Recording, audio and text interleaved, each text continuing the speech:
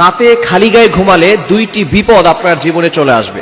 অবশ্যই আপনি দুইটি বিপদের ভিতরে পড়ে যাবেন। আমরা অনেকেই আছি রাতের বেলা যখন গরম বেশি লাগে তখন আমরা খালি গায়ে ঘুমাই।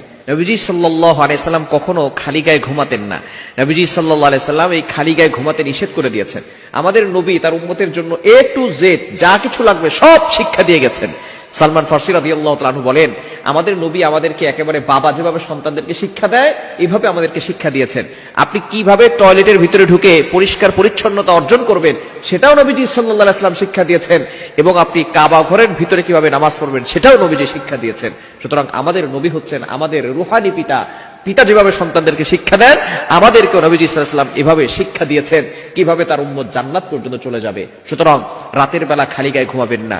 রাতের বেলা যদি আপনি খালি গায়ে ঘুমান, এক নাম্বার বিপদ হচ্ছে ফেরেশতারা আপনার জন্য বদদুয়া করবে। কেননা ফেরেশতারা কিন্তু লজ্জাশীল অনেক বেশি।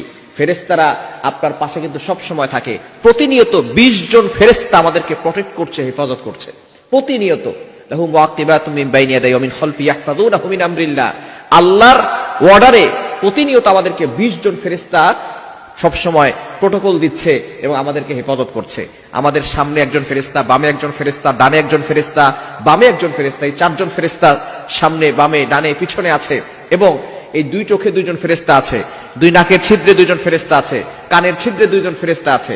তাহলে এখানে হচ্ছে 6 জন, আর সামনে পিছনে বাম পাশে ডান পাশে হচ্ছে 4 জন, মোট হচ্ছে 10 জন।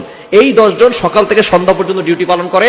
আবার এই 10 জন চলে যায় সন্ধ্যার সময়, সন্ধ্যার পরে আবার সারা রাত ধরে বাকি 10 জন আবার আপনার হেফাজত করার জন্য তারা ব্যবস্থাপনা করে। সুতরাং এই 10 জন 20 জন ফেরেশতা প্রতিদিন আপনাকে প্রটেক্ট করছে, হেফাজত করছে।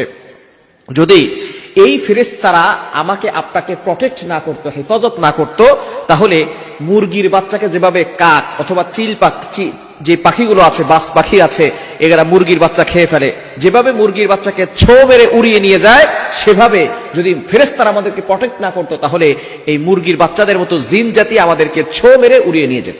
সুতরাং অবশ্যই এই ফেরেশতারা আল্লাহর অর্ডারে আমাদেরকে হেফাজত করছেন। সুতরাং আপনি রাতের বেলা খালি গায়ে ঘুমাবেন না। ফেরেশতারা এতে লজ্জাশীল হন এবং আপনার জন্য দোয়া করেন না। এজন্য অবশ্যই এই বিষয়গুলো খেয়াল করতে হবে। দ্বিতীয় নাম্বার হচ্ছে, যারা রাতের বেলা খালি গায়ে ঘুমায় তাদের বিভিন্ন রোগ হওয়ার সম্ভাবনা আছে এবং জিনের আসর লাগার সম্ভাবনা আছে। বর্তমান আমাদের সমাজে জিনের আসর এবং কালো ম্যাজিক, জাদুটোনা এগুলো বেশি হচ্ছে। রাতের বেলা খালি গায়ে ঘুমালে, আবার অনেক পুরুষ আছে দেখবেন রাতের বেলা সে এমনি সকালবেলায় বের হচ্ছে খালি গায়ে, মানুষ তার শরীর দেখছে, এটা দেখলে কিন্তু বদনজরের সম্ভাবনা আছে এবং জাদুটোনা এবং জিনের আসর লাগার সম্ভাবনা আছে। মনে রাখবেন, বদনজর একজন সুস্থ মানুষকে অসুস্থ করে ফেলে।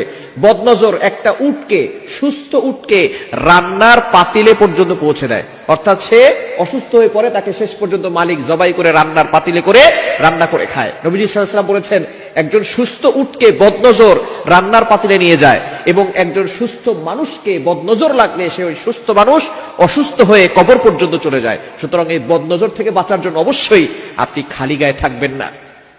আপনি সব সময় কিছু না কিছু আপনার গায়ের উপরে দিয়ে রাখবেন। খালি গায়ে রাতে ঘুমাবেন না, তাহলে 2টি বিপদ আসবে। ফেরেশতারা দোয়া করবে না। 2 নাম্বার, অবশ্যই জিনের আসর, রোগ বালাই আপনার উপরে আসতে পারে। আল্লাহ তাআলা আমাদের সকলকে এই খালি গায়ে থেকে ঘুমানো থেকে বিরত থাকার তৌফিক দান